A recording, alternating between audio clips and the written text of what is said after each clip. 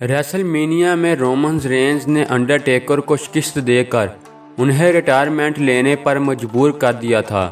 ताहम WWE इंतज़ामिया की जानिब से अंडरटेकर की रिंग में दोबारा वापसी करवाई गई, जिसके बाद WWE रेसल मेनिया का इनकाद चंद रोज़ कबल हुआ, जिसमें अंडरटेकर और AJ स्टाइल के दरमियान होने वाला मुकाबला मर्दाहों को मुद्दतों याद रहेगा, क्योंकि डेड मैन के नाम से मशहूर अंडरटेकर ने AJ स्टाइल को जिंदा दफन कर दिया। AJ स्टाइल्स ने अंडरटेकर को चैलेंज दिया था, जिसके बाद दोनों रेसलर्स का मुकाबला रिंग में नहीं बल्कि रिंग से बाहर हुआ था, जिसमें एक कब्र भी खोदी गई। जो कब्र में गिर गया वो हार गया। AJ स्टाइल के साथ भी ऐसा ही हुआ। वो अंडरटेकर को हराने की हर मुमकिन कोशिश करते रहे, लेकिन डेड मैन के हाथों खुद को शिकस्त से ना बचा सके। ताहम मुकाबले के बाद अंडरटेकर ने AJ स्टाइल को गले लगाकर उनकी अज़म को सराहा।